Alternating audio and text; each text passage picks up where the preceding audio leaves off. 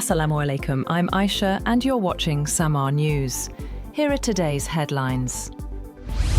A Pakistan Army Lieutenant Colonel and a sepoy embraced martyrdom after a suicide attack targeted a security forces convoy in Bannu district. The ISPR said the attack occurred during an intelligence-based operation against militants, including a suspected suicide bomber. During the operation, a vehicle-borne suicide bomber was intercepted by the leading group of troops. Following an intense exchange of fire, 5 militants were killed. However, the attackers rammed an explosives-laden vehicle into one of the vehicles of the convoy, as a result of which a lieutenant colonel and a sepoy were martyred.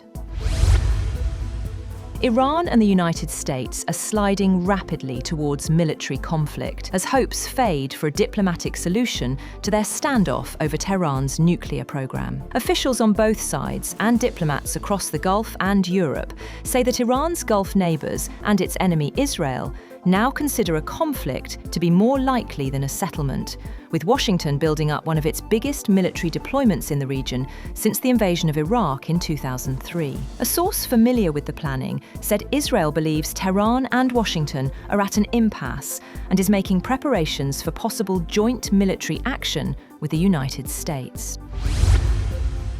At least 10 people have been killed and 50 wounded in Israeli airstrikes in Lebanon's Bekaa Valley. The strikes targeted Hezbollah positions in the Baalbek area, with reports indicating that a senior Hezbollah official was among those killed. The escalation marks one of the deadliest incidents in eastern Lebanon in recent weeks and threatens to strain a fragile US-brokered ceasefire between Israel and Hezbollah, already under pressure from repeated accusations of violations.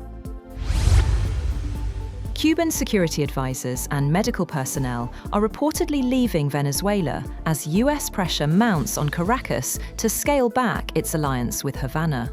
Interim President Delcy Rodriguez has shifted to Venezuelan bodyguards for her protection, marking a departure from past leaders who relied on Cuban forces. The US military has said that it struck a vessel in the Eastern Pacific, killing 3 men, the latest such incident in recent months. President Trump's administration has touted its success at taking out suspected drug trafficking vessels in the area. The military said in a post on X, the vessel was engaged in narco trafficking operations.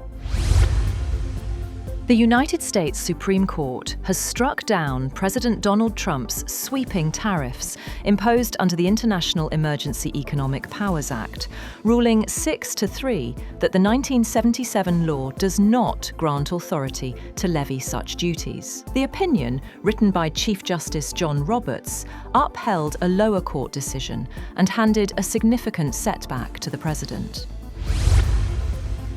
However, President Trump moved swiftly to replace tariffs struck down by the Supreme Court with a temporary 10% global import duty for 150 days and ordered new investigations under other laws that could allow him to reimpose the tariffs. Trump signed executive orders to impose new tariffs starting on Tuesday under Section 122 of the Trade Act of 1974, partly replacing tariffs of 10% to 50% under the 1977 International Emergency Economic Powers Act that the top court declared illegal, and ending collection of the now banned duties.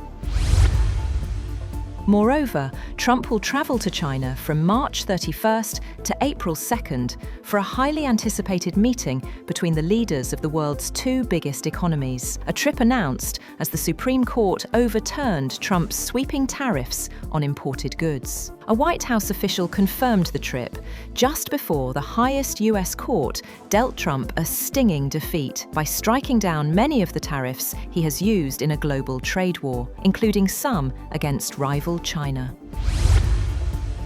British police has said they are contacting former protection officers who worked for King Charles's younger brother, Andrew Mountbatten Windsor, urging anyone with allegations of sex offences relating to Jeffrey Epstein to come forward. A British official said Britain's government would consider new legislation to remove the former prince from the line of royal succession once the police investigation into his ties with Epstein is over. The official said any changes to the line of succession would require consultation and agreement with other countries where King Charles is head of state.